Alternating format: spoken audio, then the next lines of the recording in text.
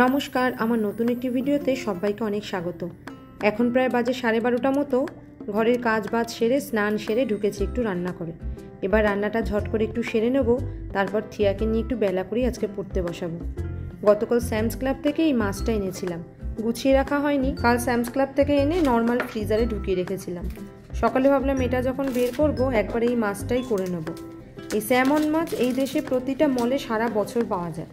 আমাদের দেশে যেমন ধরুন রুই কাতলা, এই দেশে তেমনই স্যামন মাছটা লোকজন খুব পছন্দ করে। তবে এখানে তো লোকজন খুব একটা কষিয়ে খায় না, এই ধরুন একটু বাটার দিয়ে ভেজে একটু বেক করে এই সমস্ত করেই খায়। ব্যস্ত সর্বস্ব এই দেশটাতে কম বেশি ঘরের সমস্ত মানুষেরাই যেহেতু কাজবাজে যুক্ত থাকে, তাই রসি রান্না করার খুব একটা সময় পায় না। এই মাছগুলো এই ধরুন একটু টর্টিলার মধ্যে দিয়ে ওই ফিশ র্যাপ বানিয়ে এরা খেয়ে থাকে। তবে এই মাছগুলো তো বেশ বড় হয়, গোটা মাছ কেনা সম্ভব হয় না, এরকম ফিলেট করে কাটা থাকে। এবার পাউন্ড বুঝে আপনার পছন্দ মতন আপনি নিয়ে নেবেন। এটার যেমন দাম ধরুন পড়েছে $29 মতো, প্রায় প্রতি পাউন্ড ওই $9 করে পড়ে। তবে স্যামস ক্লাবে গতকাল আবার $5 করে ছাড় দিচ্ছিল, মানে আপনি যেই প্যাকেটটাই নেবেন তার উপরে $5 ছাড় দেবে। তো সেই হিসেবে এটা পড়েছে $25 কাছাকাছি। আবার এই মাছটা আসে দুরকমভাবে, একটা আঁশ সমেত, একটা আঁশ ছাড়ানো। আঁশ ছাড়ানোটা একটু বেশি পড়ে, কিন্তু সুবিধাও আছে। এই আঁশ সমেতটা আনলে আঁশ ছাড়াতে গেলে সারা রান্নাঘরময় হয়। একবার ভুক্তভোগী হয়েছিলাম, তারপর থেকে আঁশ ছাড়ানোটাই আনি। গতবার এই স্যামন মাছটা দিয়ে দই স্যামন করেছিলাম, খেতেও ভালো হয়েছিল। কিন্তু এইবার পুরো আমাদের ওই দেশের মতো কাতলা মাছের একদম তেমন তেল ঝাল ওরম করে একটু ভাবছি করব। মাছটা কেটে কটা ঢুকিয়ে রাখবো, আর আজকের মতো কয়েকটা বের করেও নেব। এই মাছগুলো ধুয়ে পরিষ্কার করেই প্যাকেট করা থাকে, তাই পরের দিনের জন্য যেগুলো রাখবো সেগুলো আলাদা করে ধুলাম না। যেগুলো আজকে বানাবো সেগুলো হালকা একটু ধুয়ে নুন হলুদটা মাখিয়ে নেবো। আর এই মাছটা হয়েও খুব নরম, 2-4 মিনিট মতন ভাজলেই হয়ে যায়। এখানকার মাছগুলো রান্নাতে আবার রসুনের ব্যবহারটা খুব বেশি। ধরুন এই মাছটাই যদি শুধু আপনি ভাজা করেন তাহলে অতটা ভালো লাগবে না, কিন্তু একটুখানি বাটার আর রসুন দিয়ে যদি ভাজেন তাহলে আবার দেখতে আর খেতে দুর্দান্ত লাগে। আর শুরুর দিকে আমি প্রায় এই রসুন দিয়ে এখানে রান্না করতাম, তো বাড়ি থেকে আমাকে বহুবার বলতো সব রান্নায় কেন আমি পেঁয়াজ রসুন দিই। এখানে তো জানেন আপনারা সবই ফ্রোজেন, তাই টাটকার ব্যাপারটা নেই। তাই একটু পেঁয়াজ রসুনটা যদি না দিই হালকা একটা আষ্টানি গন্ধও লাগে, তাই দিতেও হয়। তবে জানেন তো এখানকার গ্যাস কিন্তু আমাদের দেশের মতন নয়, মানে ওই সিলিন্ডারটা ইউজ হয় না, কাঠের বাড়ি তো। এখানে একটু আগুনের চাপও আছে, তাই এখানে গ্যাসের আলাদা একটা পাইপ লাইন থাকে, ওই লাইনটা দিয়েই আপনার গ্যাসটা আসে। তবে এই গ্যাসেরও আবার 2 রকমের আছে। যেমন ধরুন একটা নর্মাল বার্নারের যেরকম আমরা গ্যাসটা ইউজ করতে পারি, ডাইরেক্ট হিটটা আসে, আর একটা হয় কয়েল সিস্টেমে। এখানকার বেশিরভাগ অ্যাপার্টমেন্টগুলোতেই এই আগুনটার চল দেখা যায় না, তা যাতে না ধরে যায়, তাই কয়েল টাইপেরটাই এখানে বেশি ইউজ করা হয়। তবে শুরুর দিকেই বার্নারে রান্না করতেও বেশ চাপ হতো।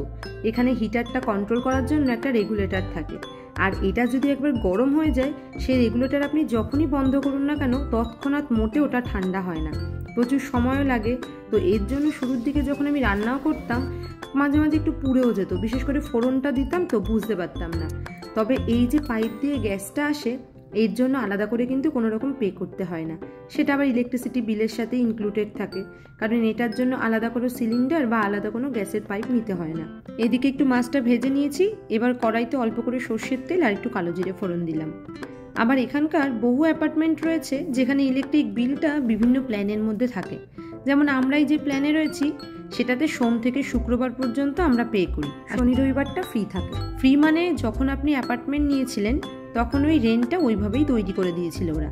আবার আমার এখানে বান্ধবী রয়েছে, সে আমাদের অ্যাপার্টমেন্টেই থাকে, তাদের আবার 12 ঘন্টার বিল পে করতে হয়, বাকি 12 ঘন্টা ফ্রি। তো এইগুলো সবই ধরুন ওই অ্যাপার্টমেন্টে লিজ নেওয়ার সময় আপনাকে বলে দিতে হবে আপনি কোন প্ল্যানটা নিতে যান।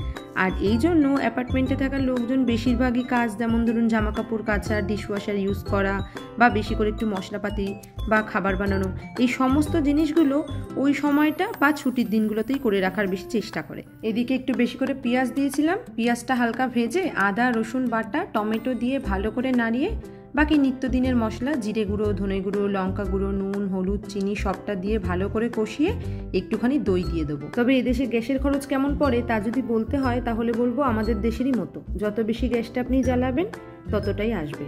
ওদিকে থিয়ার জন্য একটুখানি ডাল বসিয়েছি, এই তরকারিটা তো একটু ঝাল হবে, হালকা একটু পেঁয়াজ দিয়ে ডাল করব। একদিন ডাল করলে আমার মোটামুটি 2 দিন মতন চলে যায় অনায়াসে। তো সব দিক মিলিয়ে মোটামুটি এদেশে ওই $20 থেকে $25 মতো, মানে 1800 থেকে 2000 টাকা মতন পড়ে। আবার ধরুন এর সাথে রয়েছে মাইক্রো ওভেন, এয়ার ফ্রায়ার, সেগুলো নিয়েও কম বেশি ওই $5 থেকে $10 মতন পড়েই যায়।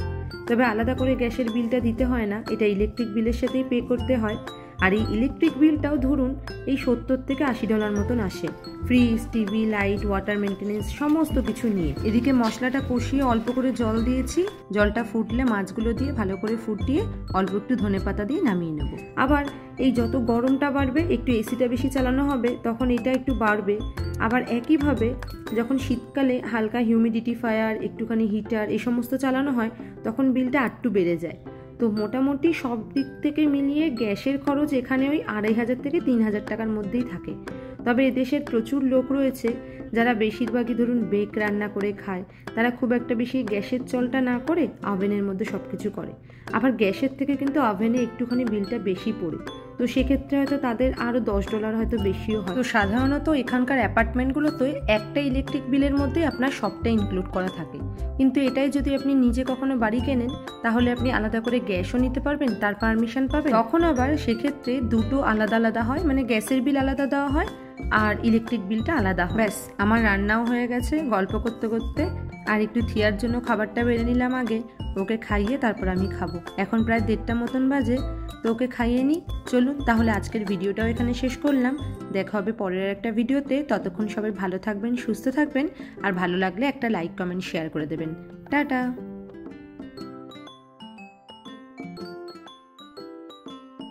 টাটা করে দে।